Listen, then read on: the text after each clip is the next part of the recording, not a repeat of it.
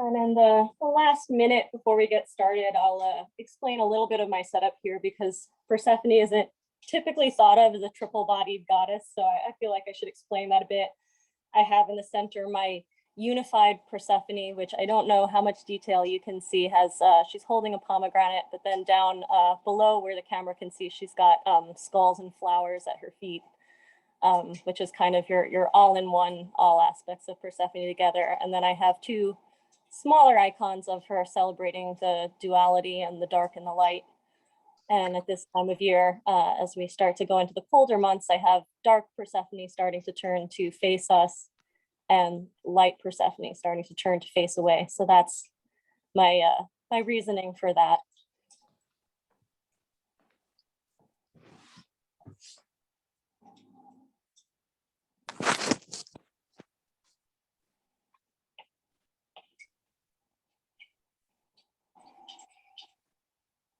All right, so I think we're gonna get started. So if everyone could just make sure that you have your own microphones off, we'll be getting along, and just you may want to still have the all pinned.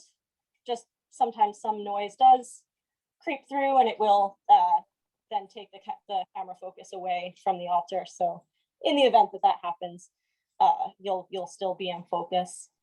And I just want to check, can everybody hear us? You can confirm in the chat.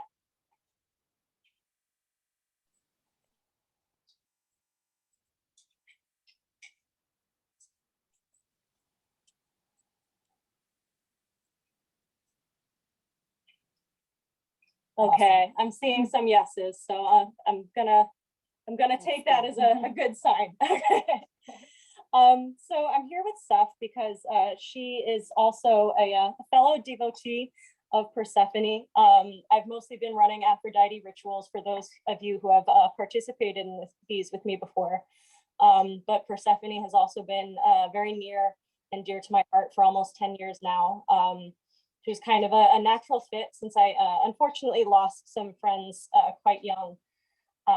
So having a goddess that embraced and coming to terms with death, even while still embracing life, was very important to me, and was helpful to me as I accept some things that are sometimes a little bit hard to accept. And I also, in other ways, found her very helpful.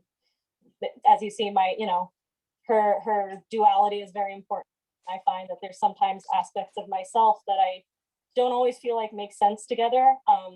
So having this goddess that brings together some of the most opposing forces in the universe and blends them together so seamlessly and harmoniously is inspiring to me. And Seth, I don't know if you want to share a few words about your journey with Persephone as well. Persephone and I actually have a relatively relationship. Actually is 1 year today that I pledged my devotion to Persephone. So it's actually our 1 year. I'm very excited about that. And I was always very much in tune with the nature loving part of myself and not so much with the shadow part of myself. So one Persephone kind of creeped into my life last summer, not the summer that just passed, the summer previous to qualify. She helped me really kind of discover the shadows parts of myself and the thing that I was hiding from. And I really felt that she kind of helped me figure out the balance between my nature self and my shadow self. So that really, she became a very big part of my life. And I'm very, very excited to have you all here today in my altar space. And I'm so glad that Sakalia brought her beautiful icons. I have much icon envy. I'm still working on building mine, but so we have a newer relationship, but I've come to love Persephone very much, and she's brought me much peace and in my practice, and I would love to share all that with you today. All right, so we're gonna get started with the ritual proper with some cleansing. Steph, if you'd like to light the ritual candle. And we have, you can't see it because this bowl is not clear, but we have our beginning salt water for turnips And for Persephone, especially in the darker half of the year, I like to mix my salt water with black lava salt, which has a bit of like that charcoal in it, which is, you know, some darkness, some decay, and embraces that side of nature. And we are lighting for smoke cleansing today. We are lighting some mugwort, which in many cultures is associated with spirit work, with different spiritual travel. And I do see that as associated with Persephone, traveling different realms, being able to traverse very different worlds. And if you have any preferred cleansing practices that you like to do at home, you're free to do so now, of course. And at this point, we'll ritually cleanse. We're going to dip that into our black salt water and give a few shakes. Thank you, Seth. But since most of us are here in a mental and spiritual capacity, the most important frame of cleansing to be doing is our mental cleansing. So at this point, I invite you to come to your breath. Clear everything out, squeeze your belly in, make sure everything is released, and invite that new fresh breath in. Maybe bring a slight constriction to the back of your throat as if you were trying to fog up a mirror, so that there's some resonance to your breathing, both when you breathe in and out.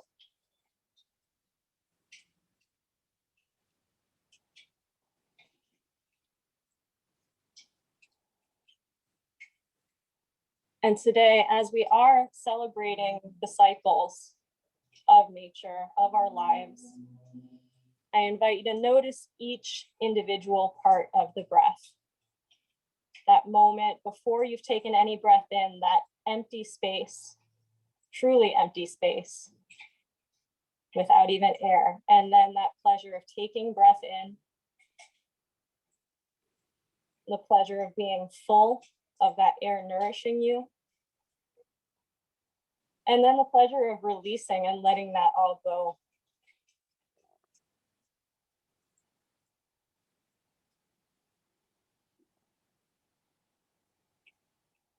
And especially right now, because we tend to associate endings with sadness, with nostalgia, with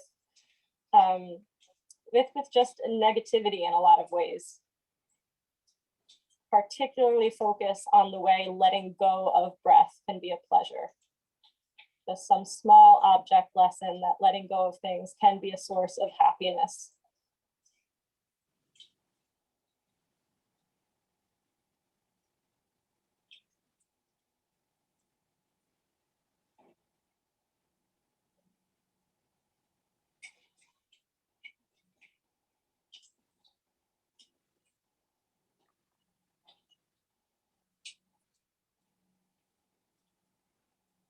And now, having taken a few moments to purify ourselves and our space, we're going to invite Persephone herself, and Seth and I each have our own ways of doing that. I'm going to let Seth do her invocation first, and then I will do mine. Seth, if you'd like to share a little. So yeah, when I first became devoted to Persephone, I was looking for a couple, like a quick prayer to Persephone to quickly invite her into my space, especially in my times of need, when I was feeling anxious or upset and I needed her quick guidance.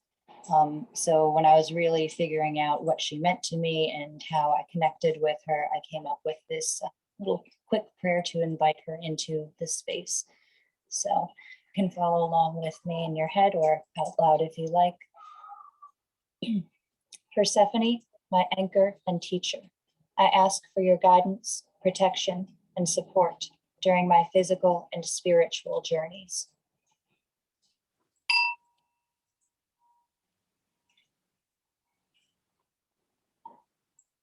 And my invocation is one of my favorite prayers from the Orphic hymns. It's lines 17 to 32 of the Orphic hymn to Persephone, the Thomas Trailer translation, and we'll be giving a sheet with links to all of these things later, so you don't have to worry about writing anything down if any of these interest you.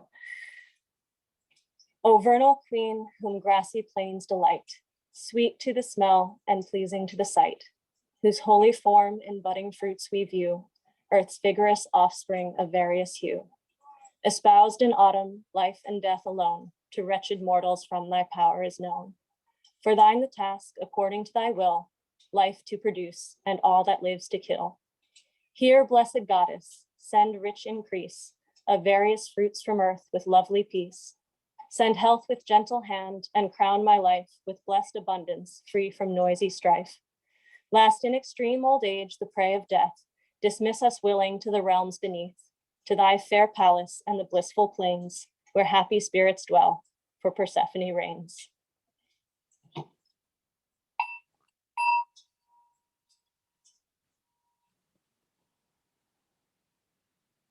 And I really love that prayer because it really has everything you could ask for in a prayer. It asks for inner peace for yourself, peace for the world, the contentment of physical needs for yourself and for others. And I find it really beautiful and applicable in a lot of contexts. So at this point, having invited the goddess, we are making some offerings to her. So we have a few food offerings that I will place here in your view. We have a pomegranate, which is one of her symbols. We have an apple here, which we have sliced to reveal the pentagram inside, which makes sense with our fellow, our Samhain. We're also in New York, so that is our local fruit. Yes, so the big apple. And also in keeping with the Samhain tradition, we have some pumpkin cake to offer her, and you can't see it on the camera, but I have a full pumpkin throwing at the bottom of my personal altar here. And we also have some red wine, dreaming tree.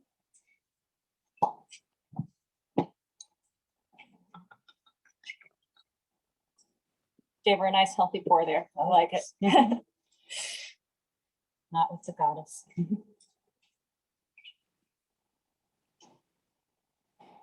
And our focus for today, as we offer these fruits back to this goddess who's connected with both death and life. So in order to receive these fruits from the earth, the plants that gave them to us had to die. I mean, they're inherently linked, death and life, which makes her a particularly appropriate goddess to honor during, what has come to become the modern pagan wheel of the year.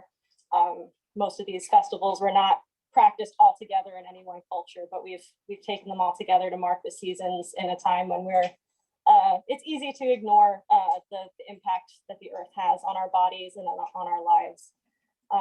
But we're taking that time to remember just how intricately linked death and life are together, by embracing this time when Persephone is going into her full-fledged queen of the underworld role, where we're coming away from the goddess of springtime and flowers side and into that darker aspect. And with that, I want to share this very obscure myth that has, come back to me in little ways that I find really inspiring and interesting to ponder. And people might make different things about it. There's not one unified way of looking at it because it is a bit obscure, but I find it interesting to meditate on at this time of year. And there is a little bit of a write-up on this at theoi.com, and that link will be in the description as well. In one obscure myth, Persephone was accredited with creation of mankind from clay in place of the usual Prometheus. A divine dispute ensued over which god should possess him, with the result that he was awarded to Zeus and Gaia in life, but to Persephone in death. And this takes place back when she is still known as Kore, so she's quite young, possibly a little girl. When Kore was crossing a certain river, she saw some clayey mud. She took it up thoughtfully and began to fashion a mound. While she was pondering on what she had done, Zeus came up. Kore asked him to give the image life, and Zeus readily granted this. When Kore wanted to give it her name, Zeus forbade, and said that his name should be given it. But while they were disputing about the name, Gaia the earth arose and said that it should have her name, since she had given her own body. They took Kronos for judge. He seems to have decided for them. Zeus, since you gave him life, you may be given control of the fate of men.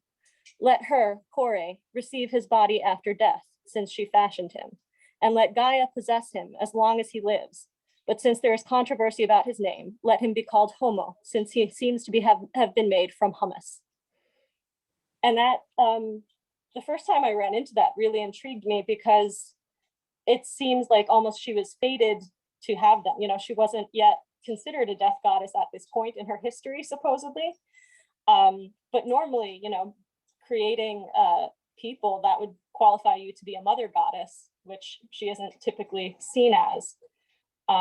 So in times when I was losing friends and, you know, wanted to know that they were somewhere safe and being taken care of, and, you know, wondering about my own eternal fate someday, the idea that there's this mother goddess who has been waiting forever to have her creations back is really beautiful to me. So that is the way that I take that myth.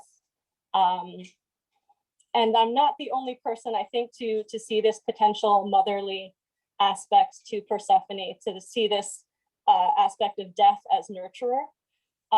There's a poem written in the 20s that has a mother asking Persephone to adopt her daughter who has passed away, that I'm going to share with you right now because it fits in with this theme very well. Be to her, Persephone, all the things I might not be. Take her head upon your knee, she that was so proud and wild, flippant, arrogant, and free. She that had no need of me is a little lonely child lost in hell, Persephone. Take her head upon your knee. Say to her, my dear, it is not so dreadful here. And that was something that I clung on to when I was worried for friends, when I was worried for me. And I think it can mean a lot to us, not just if we're worried about something as grand as our actual literal death, but when we feel ourselves losing things, when we feel certain things that we are happy about drawing to a close, when we feel ourselves going into a darker time or times that are going to be a bit harder, to look to Persephone as a cyclical goddess, as somebody who has seen that cycle of increase and decrease over and over and over again, and knows that it is somehow fated and it is somehow okay, and that she's going to be there to welcome us, even when it seems like we're going into the darkest part of the cycle. So I invite you to take any intentions that you have on that theme, any things that you might have that you are dreading the closure of in some way, big or small. And take a moment to imagine that you are delivering them to Persephone, and that she has been craving that she has been wishing for you to come to her with those things, because she has been waiting her whole life to be motherly to you, to be nurturing to you. And that none of these things are as scary as you think they are. The only thing waiting in the dark is this loving mother who has been waiting forever.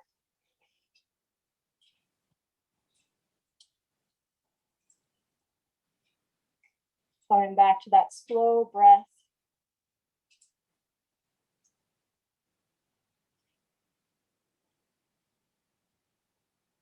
Perhaps imagining what Persephone would say to you if you shared your troubles, even if you later decide that it's not quite right, that you have a different opinion later.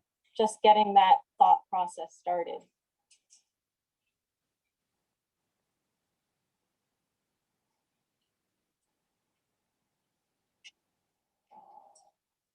How would you approach coming darkness if you knew that fear could just be taken off the table, if that didn't have to be a part of your approach?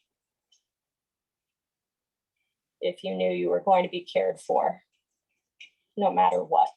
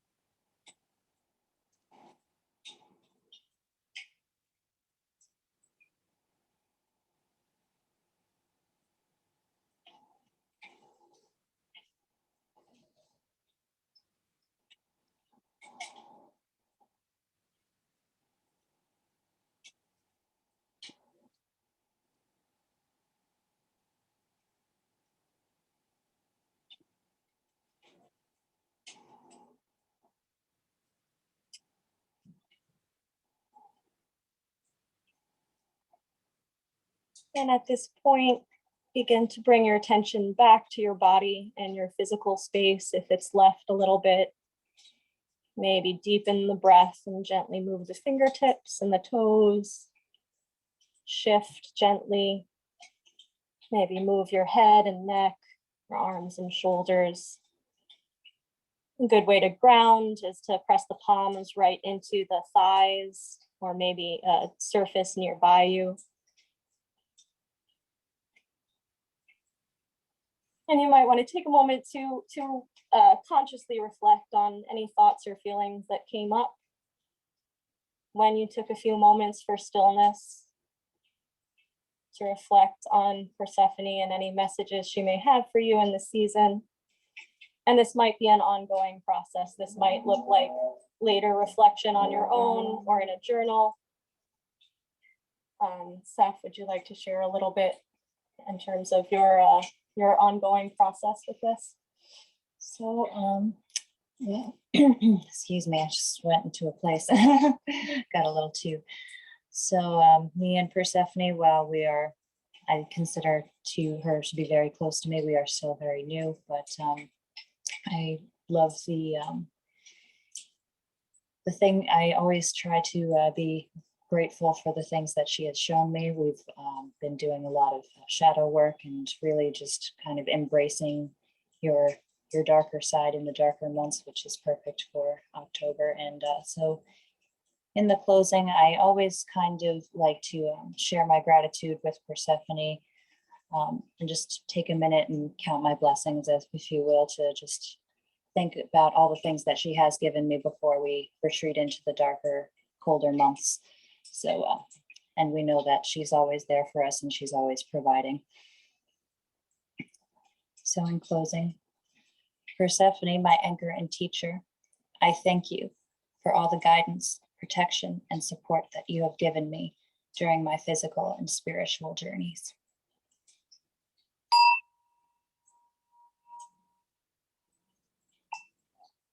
And at this point, I'm going to blow out our working candle.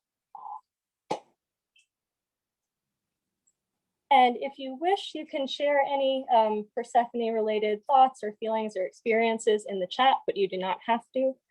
And if you want to reach out to us individually, we will send this all in the write-up, but you can reach out to me either via the Eventbrite or using cicalia.herself@gmail.com, or through, if you found me through Reddit, I'm Brontosaurus Pluto. Cicalia and Brontosaurus Pluto are the same person. And then Seth is at @thatwitchseth on Instagram, or Living on the Hedge on TikTok. So yeah, no, we do welcome chatting with fellow devotees, and are happy to keep in touch in any way. Thank you all so much. It's so delightful to have people in a virtual space.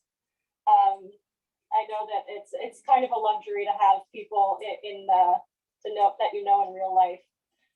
So being able to do this actually, in a way, opens up the circle to many more people than you would have, I think, if we did this locally. So it's very exciting.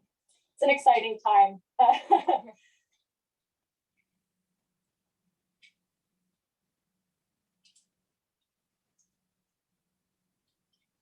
All right. Have a lovely fall and a lovely rest of your Samhain day, everyone. And we'll be sending out this recording and this the write-up to anyone who may have missed, or if you want to go over things again. Goodbye, blessed be. Good vibes, blessed be.